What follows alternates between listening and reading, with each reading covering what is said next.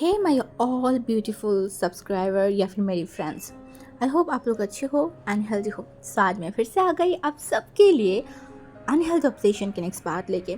सो अगर आपको मेरी ये वाली स्टोरी या फिर ये वाला पार्ट अच्छा लगे तो प्लीज़ आप लोग मेरे चैनल को सब्सक्राइब करना, मेरी वीडियो को लाइक करना, कमेंट करना, साथ में ज़रूर अपने फ्रेंड्स के साथ भी शेयर कर देना, ओके।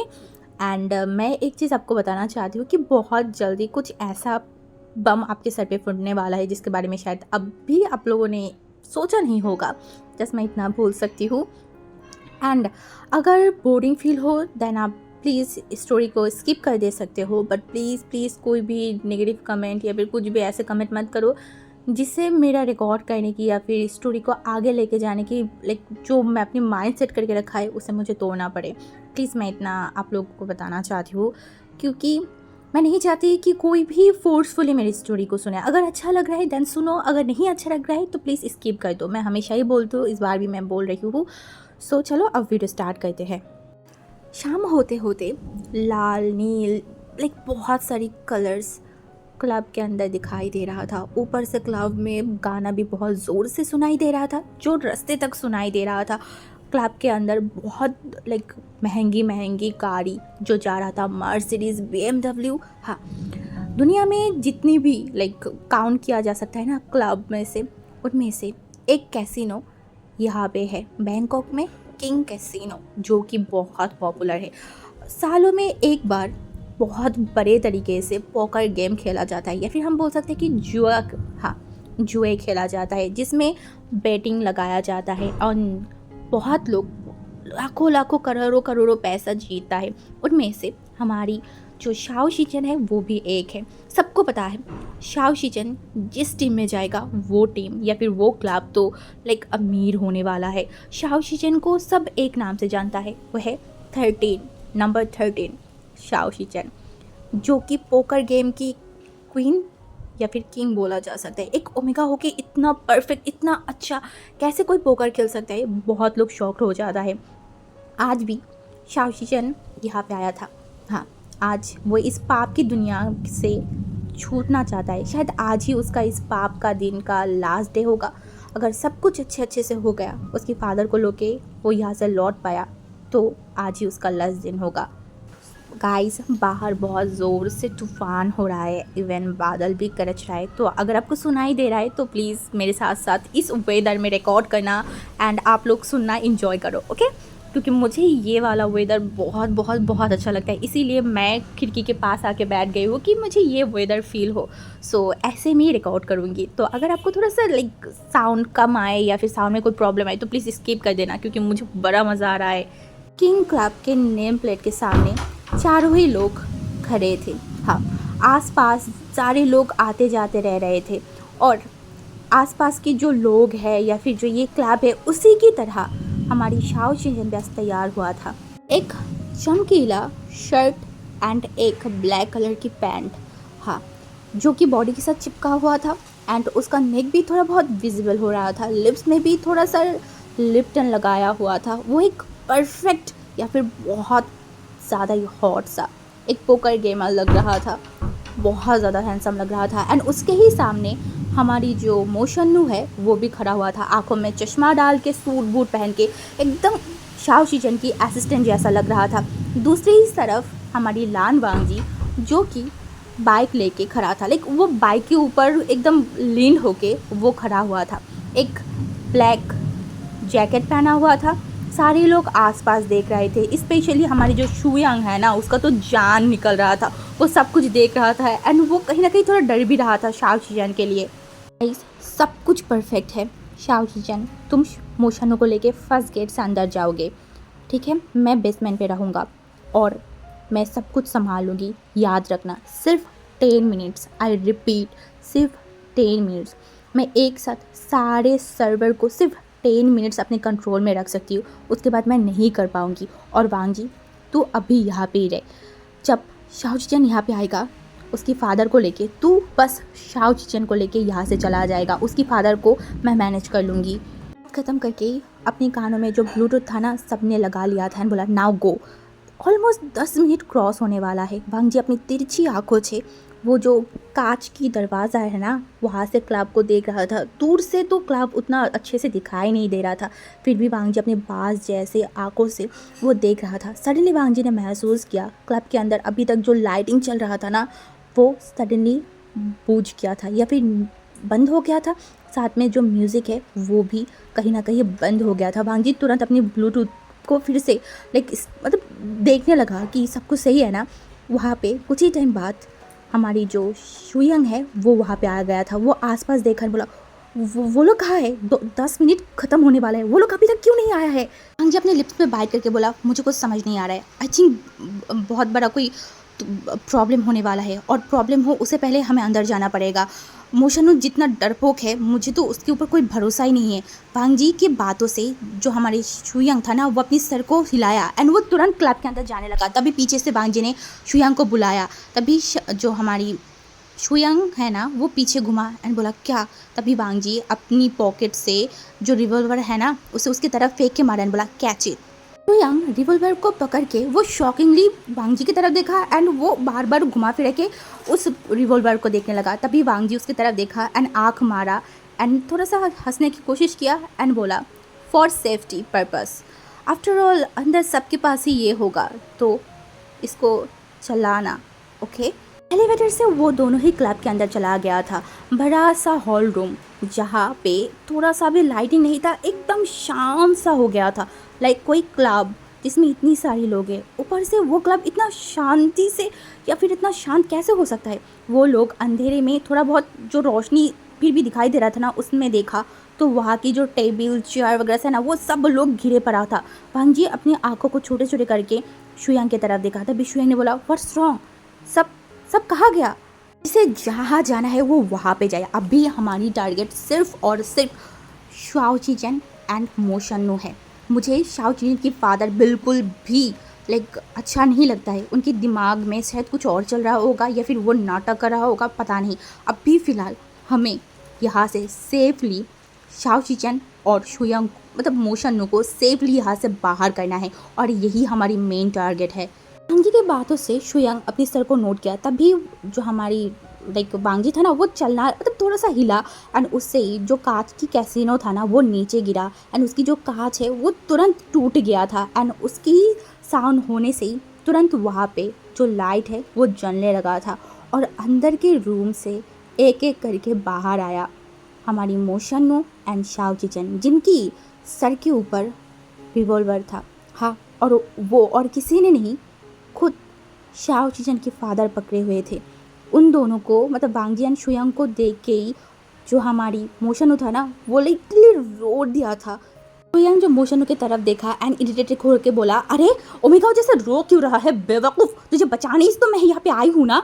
वांग जी जो तुरंत जो हमारी शाओ चीचन फादर है ना, उसके तरफ देखा एंड बोला, फिर से अपने अपनी ओमेगा बेटे के साथ गंदी चाल खेला है ना मिस्टर मो जो वांग जी की तरफ देखा एंड बहुत ज़ोर से हंसा एंड बोला, ओहो इतनी बातें मुझे बिल्कुल भी सुनने का मन नहीं है। चलो एक डील कर लेते हैं, सॉलिड डील। इससे तुम्हारा भी फ़ायदा है, मेरा भी फ़ायदा है। देखो, मैं अच्छे से तुम्हें तुम्हारी फ्रेंड को यहाँ से जाने दूंगा, बट इसके बदले में मुझे मेरा बेटा चाहिए। हाँ, उसके बिना मेरी ये कैसीनो को जो बिज़नेस है वो लिटरली डूबने वाला है, तो मुझे वो चाहिए, और तुम्हें चाहिए अपनी फ्रेंड, है ना?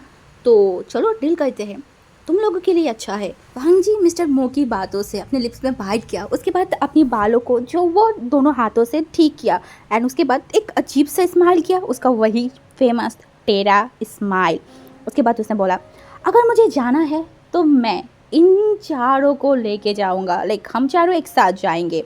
ऐसे भी आप जैसे इंसान को मार के ही शायद मुझे जाना पड़ेगा। आप जैसे इंसान पेरेंट्स बनने के लिए तो बिल्कुल भी लायक नहीं है। एंड आप जितनी दिन तक ज़िंदा रहेंगे उतनी ही दिन तक बेचारा मेरा फ्रेंड शुआओ शिनचैन की ज़िंदगी आपके लिए नरक बनते जाएगा।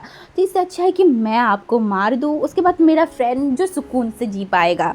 ख़त्म करने की तुरंत ही बात वांग जी जो है वो शाओ चीचन को अपनी तरफ खींचा एंड उसकी जो रिवॉल्वर था ना, वो शाओ चीचन की फोrehead पे रखा। वांग जी के ऐसे हरकतों से शुयंग लिटरली भड़क चुका था। उससे वांग जी की तरफ देखा, बोला, वांग जी तो ये क्या कर रहा है? शुयंग की बातों को वांग जी ने लिटरली इग्नोर किया।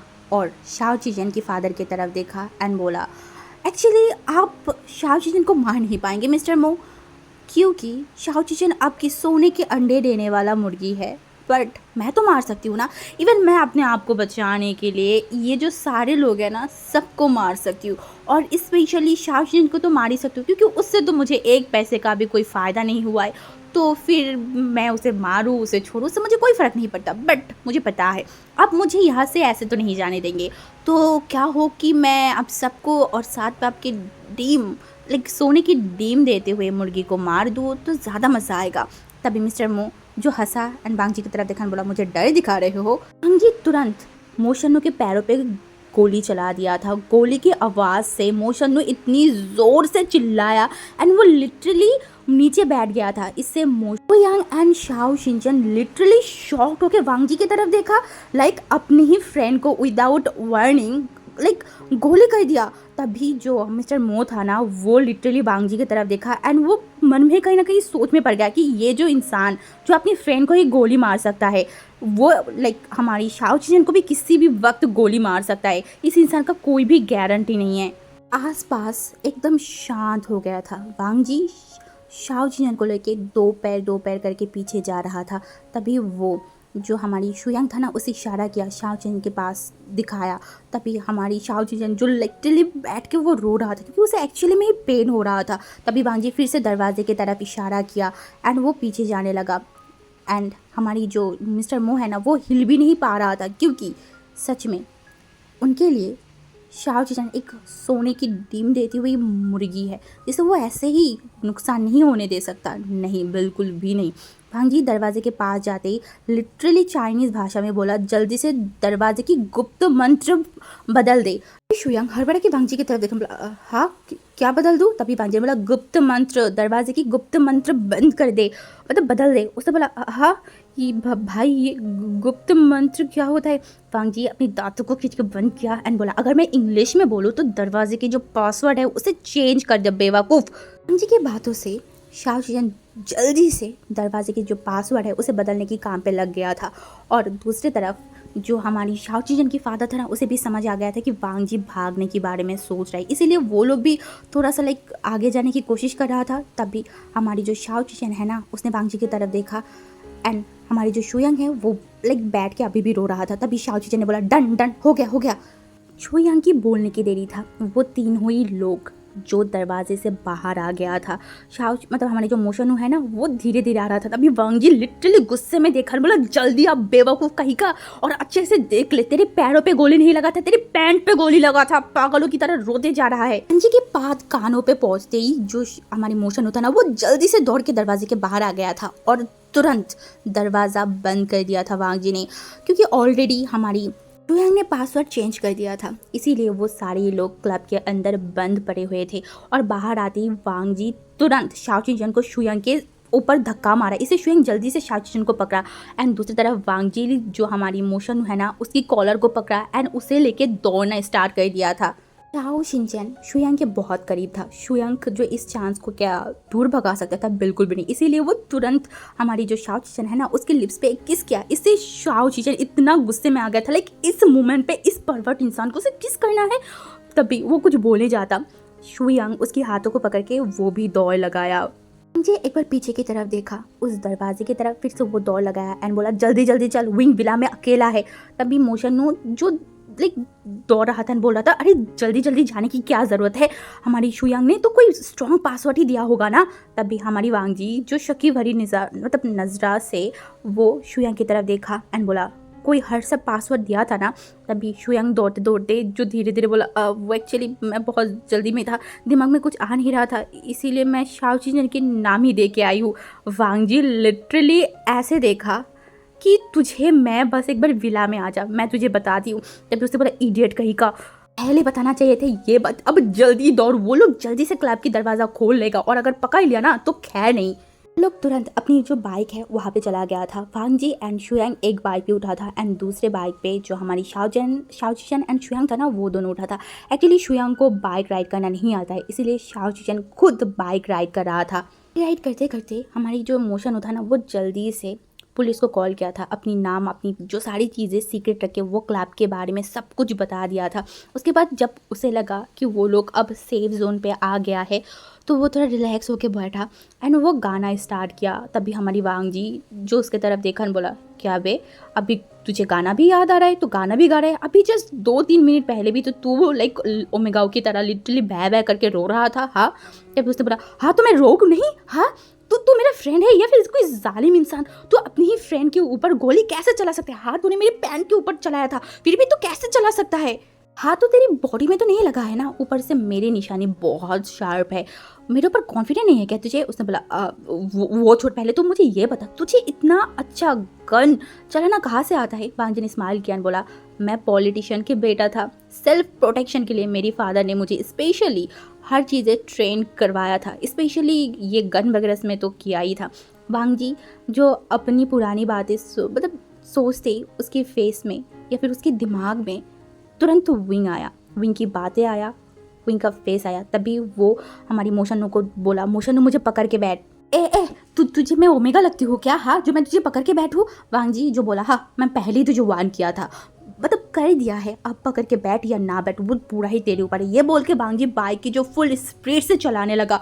हमारी मोशनू लिटरली वो डर गया, वो वांग जी की जो जैकेट है ना उसे कस के पकड़ बोला, अरे भाई थोड़ा स्पीड कम कर यार, मुझे डर लग रहा है, मुझे वॉमिटिंग हो जाएगा। वांग जी ने बोला पॉसिबल नहीं है, विंग अकेला है, मैं उसे अकेला रख के इतनी दूर आई हूँ सिर्फ और सिर्फ ये रबिश चीज़ें कहने के लिए कि मुझे बिलीव नहीं हो रहा है।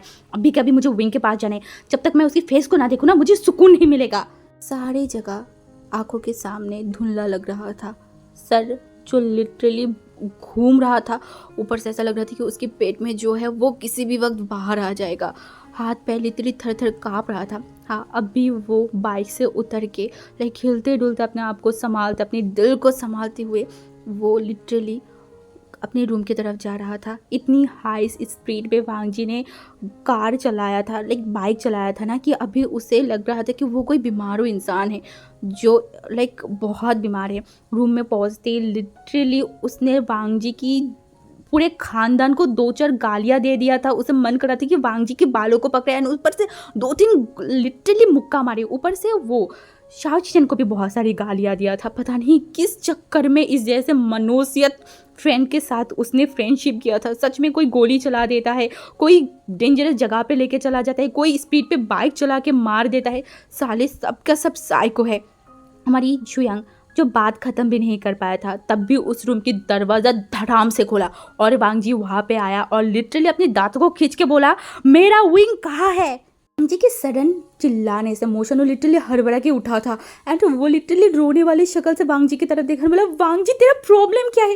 विंग जब भी कहीं गुम हो जाते तू आके मुझे क्यों पकड़ता है भाई? मुझे क्या पता विंग कहाँ है? मैं क्या हमेशा विंग को मेरी जेब में रख के घूमती हूँ क्या? ये बोल के वो तुरंत अपनी जो जेब है ना उसे बाहर दिखाया एंड वांग जी को दिखाया, बोला देख देख नहीं है विंग मेरी पॉकेट में, देख ले नहीं है। बार बार आके बस मुझे ही पकड़ लेता है, मेरे ही कंधे को क्यों पकड़ लेता है, मेरे ही कॉलर को क्यों पकड़ता है तू? हाँ मैं विंग कहा है मुझे नहीं पता। मोशनू के ऐसे बातें सुन के वांग जी जो उसकी तरफ देखा एंड बोला, मैं पूछ रही हूँ तूने उसे देखा है या नहीं वो बता दे, इतना नौटंकी करने की कोई ज़रूरत नहीं है। वांग जी की इतनी गुस्से वाली बातें सुन के वो अपनी स्लाइवा को निकला एंड अपनी सर को यहाँ हुआ हिलाया, मतलब उसने नहीं देखा है। वांग जी तुरंत उस रूम से शाओ शिचन एंड शुयांग के दरवाजे के पास चला गया था एंड वहाँ पे जाते ही वो लिटरली खड़ा हुआ। तभी हमारी जो शाओ चिचन है ना वो बाहर है, बोला क्या हुआ वांग जी? वांग जी जो शाओ चिचन की फेस की तरफ देखा, लाइक अपनी ही फादर की प्रॉब्लम हुआ है मुसीबत में, ये सोच के इस ओमेगा दौड़ के अपनी फादर के पास गया था, बट सेकेंड टाइम उसके फादर ने उसके साथ बिट्रे किया था। अपनी फादर के हाथों से मरते मरते वो लाइक यहाँ पे आए, इसीलिए वांग अपने गुस्से को थोड़ा कंट्रोल किया और बोला विंग को देखा है क्या तुमने? तभी हमारी जो शाओ चिचन है ना वो अपने आईब्रो को छोटे करके बोला, क्या विंग रूम में नहीं है? इतनी रात को वो कहाँ क्या होगा? नहीं है इसीलिए तो मैं पूछ रही हूँ। उन लोगों की बातों से जो शाओ चिचन है ना वो भी रूम से आ गया था। तभी शाओ चिचन जो है वो शुयांग की तरफ देखा तो शुयांग ने बोला एक काम करते हैं ना, हम रिसेप्शन वालों से पूछ रहे थे, अगर विंग बाहर गया होगा तो हमें बता देगा। तभी हमारी शुयांग की बातों वांग जी को थोड़ा ठीक लगा तो वो चारों ही मिल के चला गया था रिसेप्शन पे। वहाँ पे जाके पता चला विंग कुछ ही टाइम पहले बाहर गया है। रिसेप्शनिस्ट की बातें सुन के वांग जी की दिमाग में लिटरली ऐसा लग रहा था कि वो लिटरली खून खौल गया था। हाँ वांग जी मन में बोला, आज तू मेरे हाथों से मरेगा विंग, मैं तुझे इतनी मारूंगी ना, तू देख लेना। तभी हमारी शुयांग शाओशियन जो बोला आप क्या करें। वांग जी अपनी दांतों को बंद किया खींच के, बोला उस इडियट, वो हमेशा मुझे कहीं ना कहीं किसी भी तरीके से परेशान करता रहेगा। जब तक वो मुझे परेशान नहीं न करेगा ना, उसे सुकून नहीं मिलेगा। बस आज मुझे वो मिलने दो, उसका खैर नहीं। खुद से आधी उम्र की स्टेप ब्रदर के लिए वांग जी की इतनी क्रेजीपन, इतना टेंशन, ये देख के फिर से तीनों के मन में अजीब अजीब सा क्वेश्चन आने लगा था। क्या ये कोई प्यार है या फिर कोई डेंजरस एडिक्शन या फिर ऑब्सेशन? क्या है? क्या ये अट्रैक्शन होगा? किसी को नहीं पता, ये तो सिर्फ वांग जी को ही पता है। ऑलमोस्ट आधे घंटे से सी बीच से यहाँ से वहाँ वांग जी वुई को ढूंढ रहा है। इसके साथ साथ शुयांग शाओ शिनचन मोशानो भी ढूंढ रहा था। रात अभी ऑलमोस्ट 10 बज रहे थे। आसपास के लोग जो सारे अपने घर में जा रहे थे या फिर अपने होटल में, रिसेप्शन, जहाँ पे भी जिनकी जहाँ पे है वो जा रहा था। जो समंदर है वो बहुत बहुत ज़्यादा ही हवा चल रहा था। हाँ, इतनी रात पे हमारी वांग जी विंग को पागलों की तरह ढूंढ रहा था। यहाँ वहाँ पता नहीं कहाँ गया होगा, अनजाने, लेकिन दिल के अंदर एक अनजाने डर वांग जी को डर रहा था। अभी वो इतना बड़ा एक मुसीबत सह के आए, फिर भी वांग जी को थोड़ा सा भी डर नहीं लगा था। इतनी सारे लोग बंदूक लेके खड़ा हुआ था, उसे मारने की कोशिश कर रहा था, फिर भी वांग जी नहीं डरा था। पर जब भी इस बेवकूफ़ ओमेगा की बात आता है, वांग जी डर जाता है।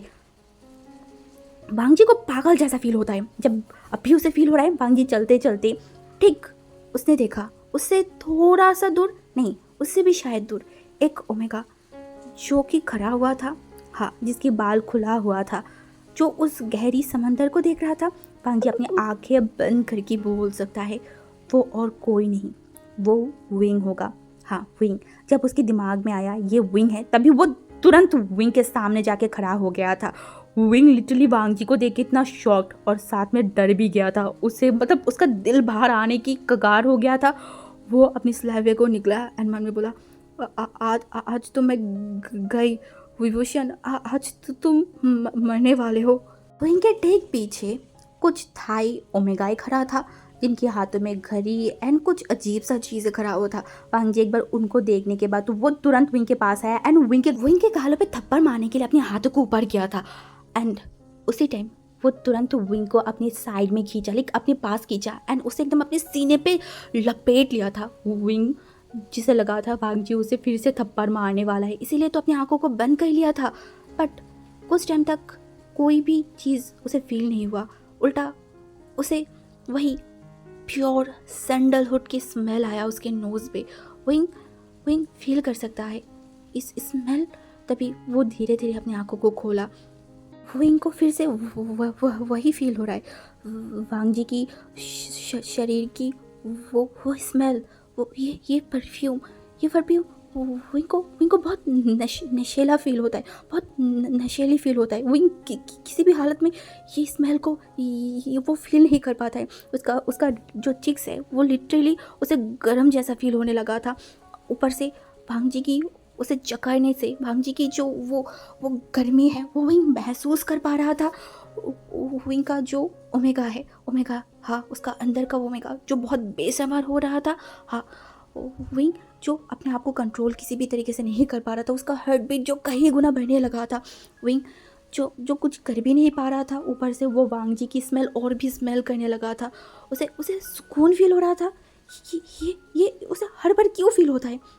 तभी वांग जी अपनी वो गंभीर वॉइस से विंग को पूछा, विंग तेरी उम्र क्या है? कहाँ गया था? क्यों गया था? किसके साथ गया था? कैसे गया था? ये सारी इंपॉर्टेंट बात छोड़ के लाइक वांग जी ऐसे अजीब सी क्वेश्चन पूछ रहा था विंग को।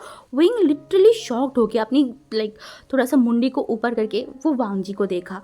तुरंत उसका नज़र वांग जी के पीछे खड़े हुए तीनों आंखों की तरफ गया। जो लोग अभी फ़िलहाल ऐसा लग रहा था कि कोई रियलिटी शो देख रहा है, जहाँ पे एक इंसान बावरा होके लाइक प्यार में पागल हो गया है या फिर ऑब्सेस्ड हो गया है। हाँ, वो इंसान और कोई नहीं, उनका ही बेस्ट फ्रेंड लान बांगजे। क्या ये पॉसिबल है?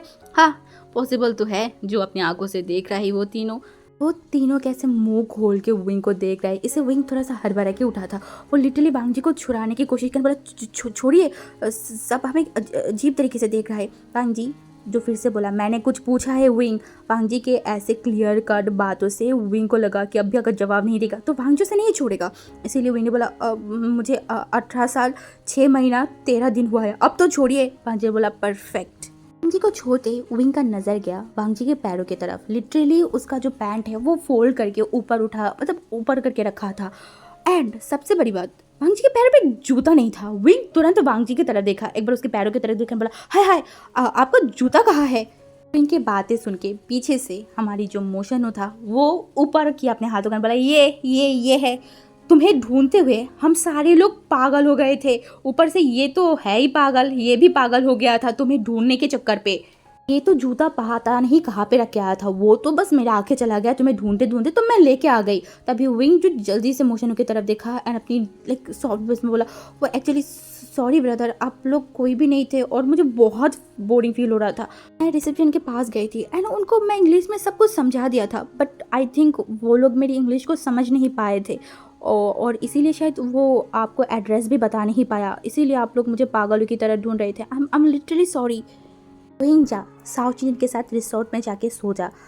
ऐसे भी आधी लाइक ऑलमोस्ट रात होने वाला था, तो सारे लोग अब भी थोड़ा रिलैक्स फील कर रहे थे। वांग जी की ऑर्डर सुन के विंग ने ज़्यादा कुछ नहीं बोला, वो चुपचाप जो हमारी साउथ चीन था ना उसके हाथों को पकड़ के चला गया था। दूसरी तरफ मोशन्नो और हमारी जो शुयांग है वो लोग लिटरली उस खुले आसमान में समंदर के बीच में वो लोग बैठ गए थे। शायद आज वो लोग सोने नहीं वाले थे। खुले आसमान के नीचे और उस गहरी समंदर के पास तीनों इंसान बैठे हुए थे। ऑलमोस्ट रात हो गया था, बहुत ज़्यादा, हाँ गहरी रात था। आसपास उतना ज़्यादा कोई इंसान भी नहीं था। आंखों के सामने फायर प्लेस पे बहुत ज़्यादा आग जल रहा था, हाँ, एंड उसके सामने लान वांग जी खड़ा हुआ था और सूखी हुई जो लाइक पेड़ वगैरह था ना वो वहाँ पर डालते जा रहा था।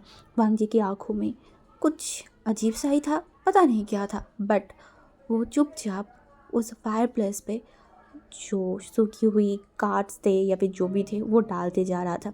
तभी वांग जी को एक बार शुयांग और मोशनो ने देखा, दोनों आई कांटेक्ट किया। उसके बाद अपनी मन में जो हज़ारों क्वेश्चन, हज़ारों चीज़ें चल रहा था ना, तो मोशनो जो करना चाहता था वो सारी क्वेश्चन। तभी शुयांग जो मोशनो की तरफ देखा एंड मतलब इशारा किया एंड बोला, मैं पूछूंगा। तो उसके बाद वांग जी जो वहाँ पे खड़ा हुआ था ना, तो हमारी जो शुयांग है वो वांग जी की तरफ देखकर बोला, वांग जी क्या मैं कुछ पूछूं? वांग जी जो उनकी तरफ देखा एंड उनके पास आके बैठे, बोला, क्या? उसे बोला, एक्चुअली लाइक मैं पूछना चाहती थी कि मतलब इतनी सारे लोग थे, इतनी सारे तेरे पास ऑप्शन था, इन सारी ओमेगा को छोड़ के लाइक वाई हुई, तो हुई के ऊपर इतना ऑब्सेस्ड क्यों है? वांग जी जो अपनी आँखों से उस आग की तरफ देखा, उसके बाद वो गहरी समंदर की तरफ देखा एंड बोला, आई डोंट नो। जो शुयांग है वो एक लंबा सा ब्रीथ लिया, बोला, ओके ठीक है, मैं एक्चुअली सब कुछ जानना चाहती थी, लाइक कब से शुरू हुआ, कैसे शुरू हुआ, क्यों शुरू हुआ, सब कुछ क्या तू बताएगा? तो अगर वो इनके लिए कुछ फील करता है तो फिर तो इतनी टाइम तक क्यों चाइना में नहीं गया था, क्यों यहाँ पे पड़ा हुआ था? वांग जी एक हंसा अजीब तरीके से, उसके बाद बोला, वहीं के लिए मेरा कोई फीलिंग नहीं है, जो है वो है ऑब्सेशन। इंसानों के लिए नशा बहुत बुरा चीज़ होता है। नशा लोगों को मार भी सकता है। हाँ, एक नशा होता है जो सेहत के लिए हानिकारक होता है, उससे बहुत बीमारियाँ होता है, और दूसरा होता है ऑब्सेशन की, किसी इंसान को पाने की, वो तो उससे भी ज़्यादा हानिकारक होता है। और मैं उस नशा, उस ऑब्सेशन के ऊपर जुड़ी हुई हूँ। पता है, मेरा और विंग का रिश्ता आग और पानी जैसा है, एक कॉम्प्लिकेटेड रिश्ता है, फिर भी मैं विंग को चाहती हूँ बाय एनी कॉस्ट। मुझे विंग चाहिए। मोशनो जो बोला, इसका मतलब तो विंग के प्यार में पड़ा है? वांग जी जो हंसा एंड बोला, एक 11 साल के ओमेगा के प्यार में कौन पड़ता है? हाँ, but I am damn sure अगर मैं चाइना में रहती तो अब तक विंग मेरे बच्चे की फादर बन जाता। इसीलिए तो मैं कभी भी चाइना नहीं गई, कितनी भी कोशिश करके अपने आप को रोक के रखा था, क्योंकि मुझे पता था अगर मैं चाइना गई एंड विंग मेरे आसपास रहना शुरू कर दिया, देन मैं अपने आप को संभाल नहीं पाऊंगी और मैं कुछ ऐसा कर दूंगी जो नहीं होना चाहिए। वो दोनों ही एक दूसरे को देख रहा था। तभी भांजी जो कि मतलब उस आग की तरफ देखा एंड वो सोचने लगा कब से ये सब शुरू हुआ था, कब से वो इतना डेस्परेट हो गया विंग के लिए। जब वो विंग पहली बार लैंड मैंशन में आया था तब भांजी शायद कॉलेज लाइफ ख़त्म करके जस्ट यूनिवर्सिटी में उठा था। वो एक बेपरवाह अलग ही टाइप का एक इंसान था। वो बचपन से ही अपनी नैनीज वगैरह से बना हुआ था एंड उसके दिमाग में बस एक ही चीज़ बचपन से डाल दिया गया था, वो था एक काबिल इनहेरिटेंस बनना है। अपनी जो ग्रैंडफादर थे, उनके फादर थे, उनकी नाम को आगे लेके जाना है, लैंड नाम नेम को आगे लेके जाना है। बचपन से ही उसे नहीं पता था फैमिली क्या होता है, फैमिली की वैल्यू क्या होता है, क्योंकि वो बचपन से ही नैनी वगैरह से ही वो पला है, बड़ा हुआ है, तो वो लिटरली फैमिली का मतलब नहीं पता था। जब वो थोड़ा सा मैच्योर होना शुरू किया, उसके हाथों में क्षमताएं आना स्टार्ट किया, पावर आना स्टार्ट किया, तब भांजी थोड़ा अजीब सा हो गया था।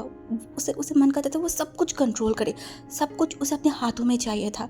हाँ, और वो सब कुछ जब उसके हाथों में आना स्टार्ट किया तो वो लोगों को पुतले की तरह नचाना शुरू किया था। इससे भांगजी को एक शैतानी खुशी मिलता था। उसके बाद से शुरू हुआ भांगजी का हर चीज़ पे डोमिनेट करना। उसे डोमिनेशन बहुत अच्छा लगने लगा था। कॉलेज लाइफ से ही मुझे पॉलिटिक्स बड़ा अच्छा लगने लगा था। मैं पॉलिटिक्स करने लगा था। धीरे धीरे मैं अपने फादर के साथ हर जगह पे जाने लगा, सब कुछ सीखने लगा। कुछ टाइम बाद ऐसा हुआ, हर जगह पे मेरा फादर नहीं, मैं खुद जाने स्टार्ट किया था। सारे लोग मेरे बातों पे उठते थे, बैठते थे, मैं जो बोलती थी वो मानते थे। तब तक मैं बिजनेस और राइडिंग ये सब मैं उसके बारे में नहीं सोचती थी। मेरा पूरा ध्यान ज्ञान सिर्फ एक ही जगह पे था, वो था पॉलिटिक्स। मैं मन में जो बहुत अलग सा फील करने लगी थी। मैं एक प्राइवेट यूनिवर्सिटी की स्टूडेंट होने के बाद भी मैं पब्लिक यूनिवर्सिटी के लीडर बन चुकी थी। सारे लोग मुझे मानते थे, मेरी वाहवाही करते थे, मेरा बहुत नाम हो गया था, मैं बहुत पॉपुलर हो गई थी। मुझे सब कुछ अच्छा लगने लगा था, सब कुछ, ये लाइफ मुझे बहुत मैं इंजॉय करने लगी थी। मेरी मम्मी बहुत बचपन में मुझे छोड़ के बाहर चला गया था, इसीलिए मैं उन्हें बहुत नफरत करती थी। या फिर ये जो माँ वाला एक फीलिंग है, इस पूरी जाति को ही मैं बहुत हिट करती थी। करना भी चाहिए था, क्योंकि मुझे माँ की प्यार नहीं मिला था, ख्याल नहीं मिला था, और ये सब मैं इतना हिट करती थी कि कभी इसके बारे में मैंने सोचा ही नहीं था। मुझे लगता था कि ये बहुत इरिटेटिंग चीज़ है। मेरा ज़िंदगी चल रहा था एक अजीब ही तरीके से, मैं इंजॉय करती थी। बट एक दिन ऐसा हुआ, मेरी ग्रैंडफादर जो बहुत बीमार हो गए थे और वो महीने के कगार आ गया था, तब उन्होंने मेरी फादर को बोला दूसरा शादी करने के लिए। और मेरी फादर मेरी ग्रैंडफादर की बातें मान गया था, क्योंकि वो उनकी बातें डिनाई नहीं कर सकता था। और ठीक उसके बाद मेरे घर पे एंट्री हुई मेरी स्टेप मदर एंड उनके साथ उनकी 2 ओमेगाए बच्चे, हाँ, विंग एंड यानली। उनके फादर कौन है, कहाँ पे है, कैसे है, मुझे कुछ नहीं पता, क्योंकि मुझे कभी जानना ही नहीं था। मुझे उनके बारे में ना जानना था ना कुछ बोलना था। वो उनके तरह से रहने लगा था, मैं अपनी जैसे। वो लोग अपनी अपना पढ़ाई करता था, सब कुछ करता था, और मैं अपने अपने जैसे। बट हाँ, कभी कभी वही जो है ना, वो मेरे पास आ जाता था, बट फिर भी मैं उसे उस तरीके से देखते नहीं थी। बट वो इतना अजीब था ना कि वो हमेशा मेरे आसपास घूमता रहता था। मुझे बहुत गुस्सा आता था, बहुत इरिटेटिंग होता था, तो मैं उसे बहुत थप्पड़ मारती थी, मैं उसे दूर ढकेल देती थी। फिर भी वो हर टाइम मेरे रूम के पास झांकता रहता था, मैं क्या कर रही हूँ। या फिर अगर मैं रूम में नहीं रहती थी ना, वो मेरे रूम में चला आता था, ये पकड़ता था, वो पकड़ता था। मैं बहुत इरिटेटिंग होने लगी थी और मैं उसे मारती भी थी, उसे भगा देती थी मुझसे दूर। तो जब बांगजी ये बोल रहा था ना, तभी मोशनो हड़बड़ा के बोला, अरे अरे तो इतना क्रूर थी, विंग तेरे पीछे घूमता था, तुझे इतना पसंद करता था और तू उसे मारती थी, सीरियसली। बांगजी ने एक स्माइल किया, बोला आई विश यू विंग पहले जैसा मेरे रूम में झांकता। चाहती हूँ विंग बचपन जैसे मेरे आसपास घूमे, मैं दूर धकेलूँ तो वो मेरे पास आई। तभी मोशानो ने बोला, तू इतना क्रूर कैसे था, तू विंग को ठस ठस मारती थी, मुझे बिलीव नहीं हो रहा है। तभी शुयंग उसकी तरफ देखकर बोला, तो चुप हो जा बांगजी, तू पूरा बात बोल। बांगजी ने एक स्माइल किया, बोला, विंग की मम्मी बहुत चतुर और बहुत स्मार्ट एक ओमेगा था। वो मेरी बाबा की जो बिज़नेस है उन पर उनको हेल्प करने लगा था। वो मेरी बाबा को हेल्प करता था, उनके साथ बिजनेस मीटिंग में जाता था, सब कुछ नॉर्मली था। एक्चुअली नॉर्मल था या फिर नहीं था मुझे नहीं पता, बट मैं उनसे बात नहीं करती थी। हफ्ते में 1-2 बार हम दोनों आमने सामने आ जाते थे, तो हम दोनों एक दूसरे इग्नोर कर देते थे। बट ज़्यादातर वो क्या करता था, क्योंकि मैं विंग को मारती थी, तो इस वजह से वो मेरे पापा के पास जाके उनको कंप्लेन करता था कि मैं विंग को मारती थी। और उसके ऊपर से मेरे फादर मेरे पास आके मुझे बहुत डांटते थे, मुझे उल्टे सीधे बातें करते थे। और मेरे अंदर अंदर ही अंदर पता नहीं विंग के लिए एक नफरत आ गया था, विंग के लिए एक गुस्सा या फिर एक जिद आ गया था। जब मैं विंग को मारती थी उसके बाद मेरी फादर आके मुझे बातें सुनाता था, तो जब विंग मेरे रूम में आती थी मैं फिर से उसे मारती थी, दोबारा मारती थी, विंग फिर से रोता था। ऐसे ही चलने लगा कुछ साल। उसके बाद एक दिन ये बोल के वो चुप हो गया, तभी वो दोनों एक दूसरे की तरफ थे हम लोग। उसके बाद एक दिन क्या हुआ, वांग जी जो बोला, एक दिन रात को सडनली इलेक्ट्रिसिटी चला गया था, बहुत गर्मी था, मुझे बहुत बेचैन हो रहा था, इसीलिए मैं छत पे चली गई थी। आसमान पे बहुत बड़ा सा चांद था, मैं छत के कॉर्नर पे खड़ा था। हमारी छत जो बहुत बड़ा था, बोल सकते हो कि वहाँ पे तुम लोग फुटबॉल भी खेल सकते थे। हाँ, तो लगभग हमारे घर के जो ओमेगाय है वो रात पे छत पे नहीं आता था। एक्चुअली जो हमारी स्टेप मदर है वो किसी पसंद नहीं करता था, बट उस दिन रात को जब मैं खड़ा था ना, तब वहाँ पे विंग आया था। शायद वो नींद में था एंड इलेक्ट्रिसिटी नहीं था, तो शायद उसे गर्मी लग रहा होगा, इसीलिए वो छत पे आया था। और मुझे वो दूर से मुझे देखा एक लंबा चौड़ा इंसान खड़ा हुआ है एंड वो बहुत डर गया था, वो चिल्लाया। तो मैं जल्दी उसके पास गया, उसके मुंह को एकदम पकड़ा एंड उसके तरफ गुस्से में देखकर बोला, क्या हुआ है, तू यहाँ पे क्या कर रहा है और इस तरीके से चिल्ला क्यों रहा है। मैं उसके मुंह पकड़ी तो विंग मेरी तरफ देखा। उसके बाद मैं उसके उसके मुंह से हाथों को हटाया, तो उसने बोला, आपको तो बहुत फीवर आया है, आपके हाथ तो जल रहा है, क्या क्या आपको फीवर आया है। वांग जी कोई भी जवाब नहीं दिया था, वो विंग की तरफ देखा। तभी मैंने बोला, आपको फीवर आया है क्या। वांग जी जो विंग की तरफ देखा एंड विंग को थोड़ा पुश किया और बोला, मुझे फीवर है तो तुझे क्या, हाँ तो क्या करेगा, इसे तुझे कोई मतलब नहीं है, तू अभी के अभी मेरी आंखों के सामने से चला जा जल्दी। वांग जी के कैरेक्टर के बारे में विंग को बहुत पता था कि विंग बहुत गुस्सेलू हुए है, लेकिन वांग जी बहुत गुस्सेलू बहुत जिद्दी है, इसीलिए विंग ने कुछ नहीं बोला, वो चुपचाप नीचे चला गया था। मिडनाइट था, अभी तक इलेक्ट्रिसिटी नहीं आया था एंड रूम लिटरली एकदम अंधेरा था। ऊपर से वांग जी को बहुत फीवर आया था, उसका बॉडी थर थर काँप रहा था। वांग जी ऑलमोस्ट शाम के टाइम पे 2 दवाई खा लिया था, बट फिर भी उसका बुखार थोड़ा सा भी नहीं कमा था। ऊपर से पार्टी ऑफिस से बार बार कॉल आ रहा था, इसलिए वांग जी फ़ोन को ऑलमोस्ट बंद कर दिया था। बट उसके बुखार के मारे वांग जी बहुत ज़ोर ज़ोर से सांस ले रहा था, उसे बहुत अजीब लग रहा था।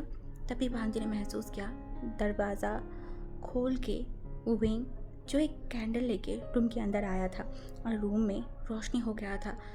तभी हमारी वांग जी जो विंग की तरफ देखा, तभी विंग ने बोला, वो एक्चुअली अभी तक इलेक्ट्रिसिटी नहीं आया है और जनरेटर भी बंद पड़ा हुआ है और आपको तो फीवर आया है, इसीलिए जस्ट मैं आपके लिए कैंडल लेके आई हूँ।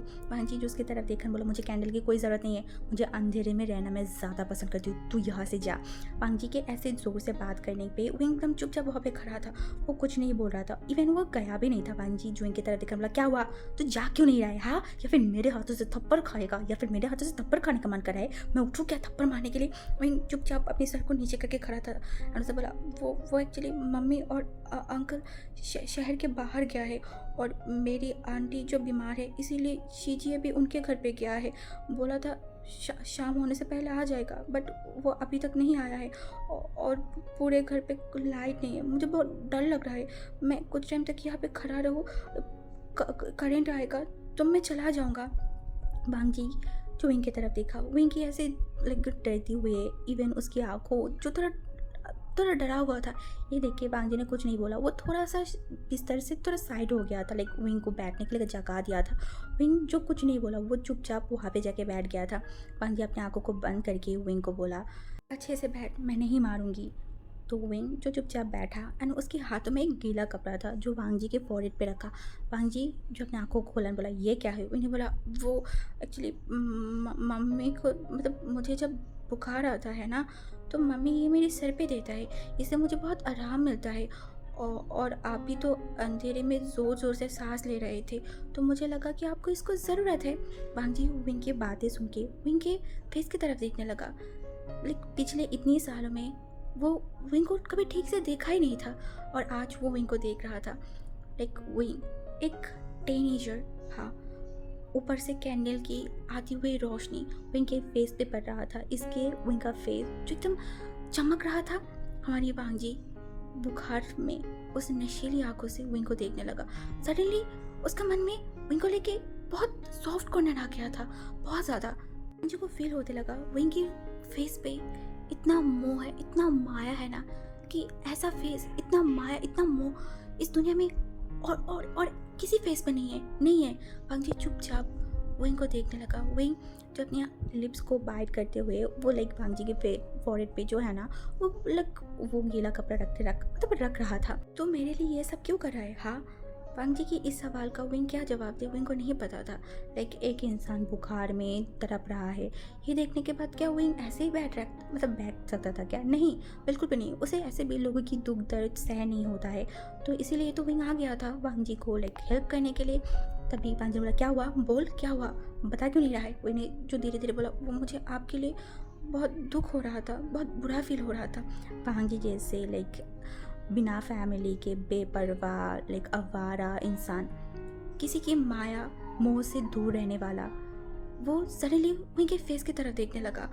उसके दिल में अचानक बहुत वार्म सा फील होने लगा था। विंग की बातें वांगजी की वो तड़पती हुई आँख को कहीं ना कहीं दबा दिया था। लाइक उसका बॉडी जो जल रहा था बट उसका दिल एकदम ठंडा सा हो गया था।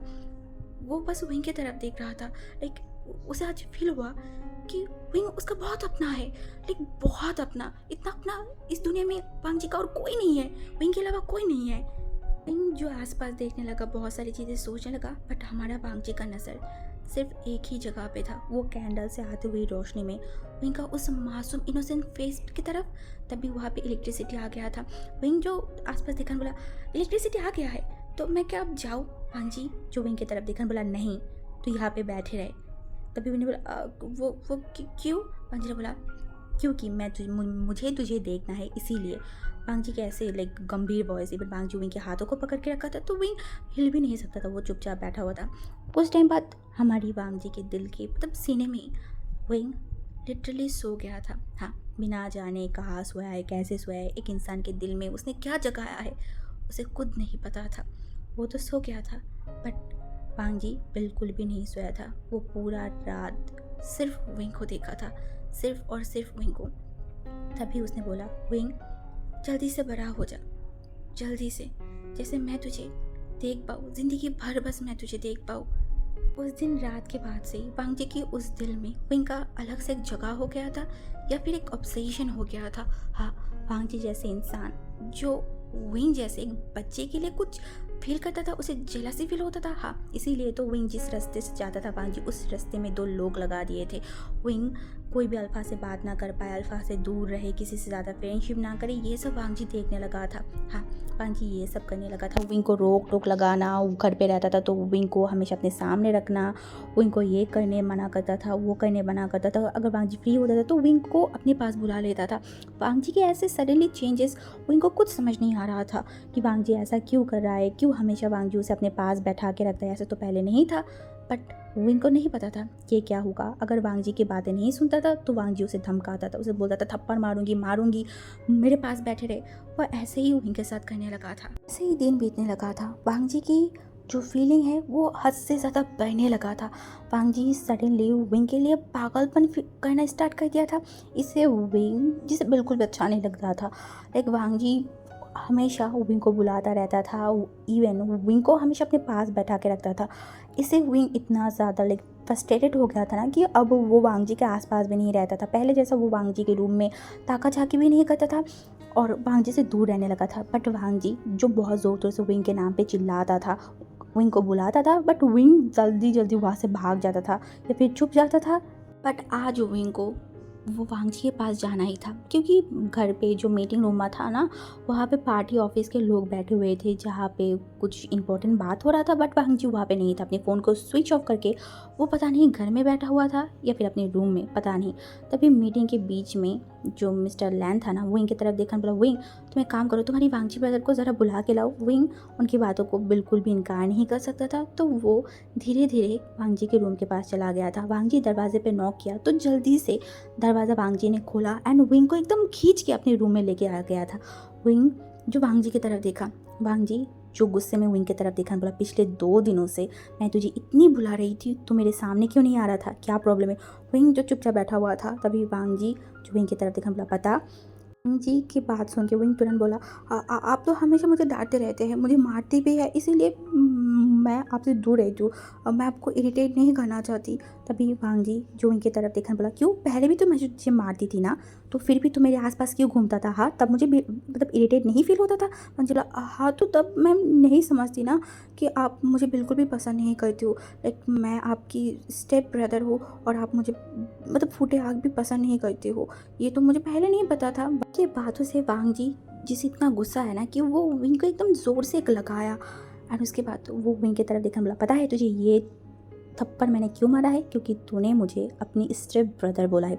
तेरा कोई हक नहीं है या फिर तेरा वो औकात नहीं है कि तू मुझे अपनी स्टेप ब्रदर बोले, समझ में आई ना। और हाँ, मैं कभी भी तुझे मेरी ब्रदर के नज़र पे देखती ही नहीं हूँ। विंग लिटिल अपने गालों को पकड़ के वो रोना स्टार्ट कर दिया था। वांग जी जो विंग की तरफ देखा, तब भी उसका मुंह में अब मतलब फेस पे जो गुस्सा था ना वो तुरंत गायब हो गया और लिटरली विंग की आंखों के पानी पोंछा एंड बोला, आई एम सॉरी विंग, मैं ऐसा नहीं करना चाहती थी, क्या करूँ, तुम मुझे इतना ज़्यादा तकलीफ़ देते हो। तुम थोड़ा अगर बड़े होते तो तुम्हें आज मेरी बातें समझ में आता, और जब तक तुम बड़े नहीं होते और मेरी बातों को समझ नहीं आएगा तब तक मुझे तुम्हें संभाल के रखना पड़ेगा।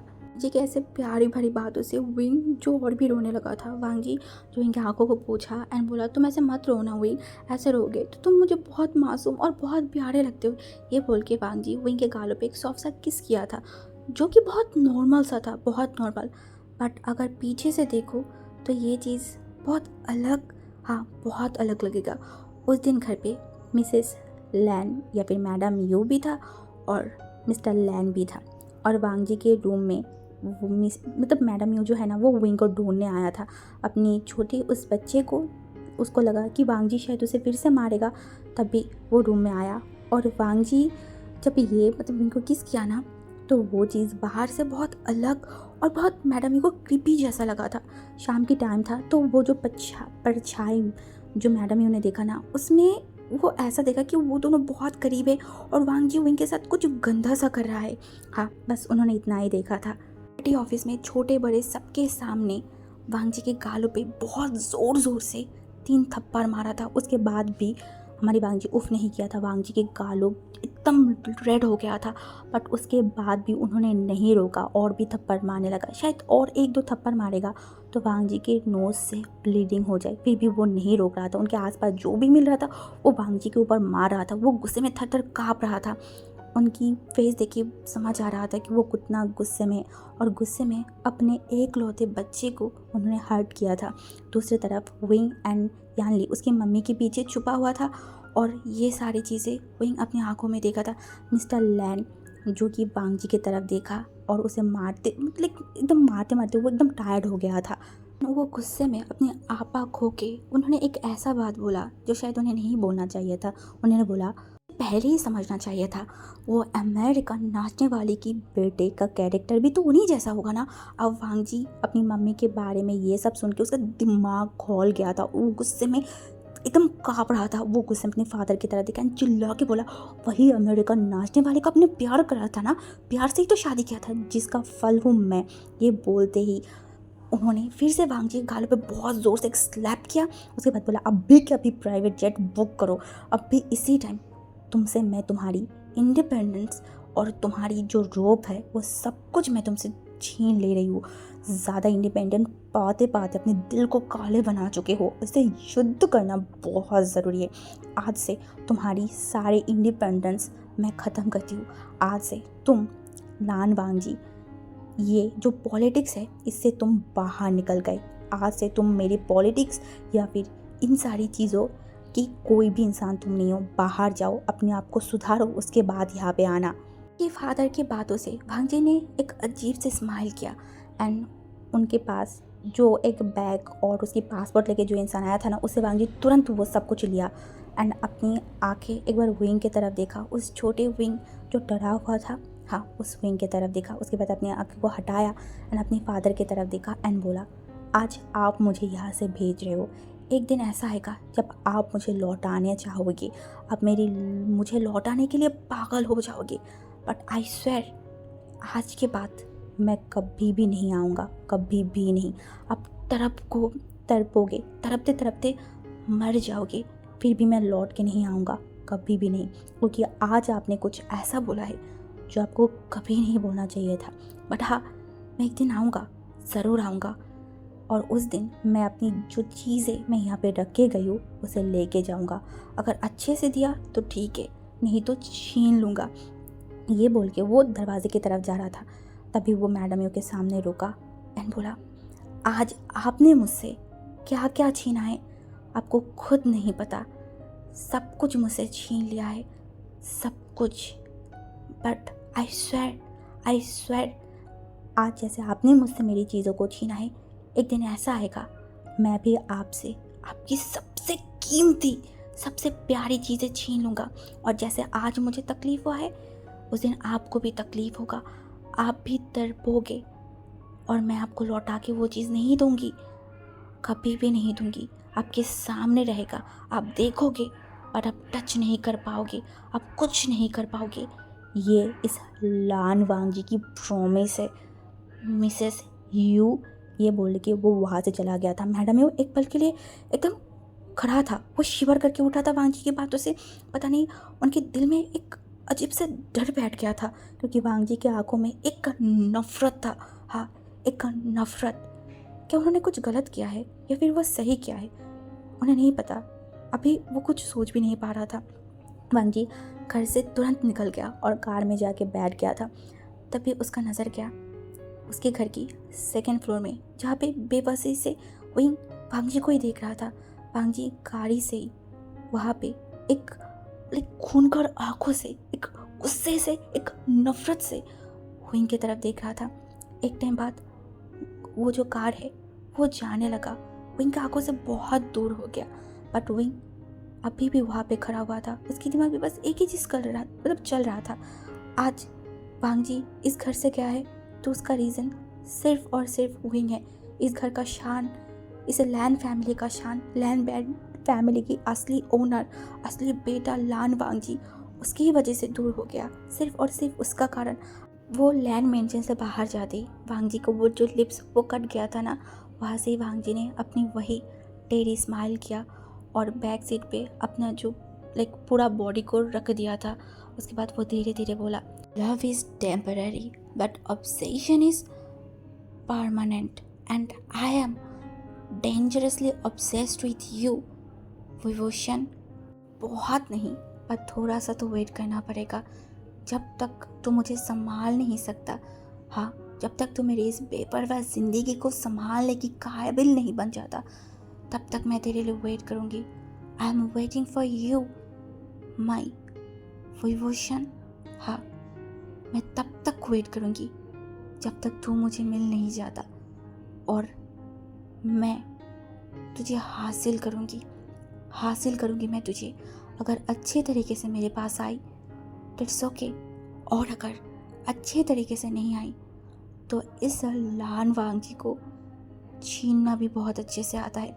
आज तेरे कारण मैंने सब कुछ छोड़ दिया, अपनी नाम, शोहरत, पैसे, अपनी फैमिली, सब कुछ। बट इसके बाद मुझे तू मिलेगा, अगर तू मुझे मिलेगा तो ये सब कुछ मैं छोड़ने के लिए तैयार हूँ। और मैंने छोड़ दिया सिर्फ इस होप में कि एक दिन तू मेरा बनेगा, इस लान वांग जी का, और मेरी ये बेबसी, मेरी ये अकेलापन, मेरी ये बेपरवाह ज़िंदगी को सुधरेगा और मुझे अपना बनाएगा। मैं बस उस दिन का वेट करूँगी, और वो दिन आएगा, ज़रूर आएगा, क्योंकि उस दिन को आना ही है और वो आके रहेगा। सो हमारी ये वाला स्टोरी हम यहाँ पे स्टॉप करते हैं। सो बेसिकली आप लोगों को बहुत सारी क्वेश्चन था इस स्टोरी को लेके, कि वांग जी क्यों विंग से नफरत करता है, वांग जी क्यों यहाँ पे आए हैं, वट एवर जो भी था। सो आज की बात पे मैंने ऑलमोस्ट बहुत सारी चीज़ें क्लियर कर दिया है, होप सो। एंड वांगजी क्यों ऐसे बिहेव कर रहा था, वांगजी क्यों इतना एग्रेसिव बना, जो भी वॉटेवर चीज़ें था। आई थिंक सो ख़त्म हुआ है आप लोगों की क्वेश्चन वगैरह। एंड सामने जो भी सारी चीज़ें आने वाला है वो इतना मस्त आने वाला है, इतना मस्त। मैं बस आपको एक बोलूँगी कि थोड़ा सा सब्र करके अगर ये स्टोरी आप सुनोगे ना तो लास्ट तक आप बोलने पे मजबूर हो जाओगे कि वाओ ये स्टोरी भी बहुत अच्छा था, बहुत ज़्यादा। सो थोड़ा सा सब्र करो, स्टोरी को सुनो, थोड़ा रिस्पॉन्स करोगे तो मुझे भी मोटिवेशन मिल जाएगा। और हाँ, रिस्पॉन्स करना है, ठीक है, क्योंकि आज मैंने बहुत बड़ा पार्ट अपलोड किया है। अगर रिस्पॉन्स नहीं किया ना तो खबरदार, मैं नेक्स्ट पार्ट इतनी जल्दी नहीं लाऊंगा, क्योंकि मैं इतनी मेहनत करके आंधी तूफान में भी बैठ के मैंने रिकॉर्ड किया है, ठीक है ना। तो शरीफ बनो, लाइक करो, कमेंट करो, शेयर करो, और फर्स्ट टाइम अगर मेरे चैनल पर विजिट किया है प्लीज़ मेरे चैनल को सब्सक्राइब कर देना, ओके। तो आज के लिए मैं जा रही हूँ, बाय बाय, टेक केयर।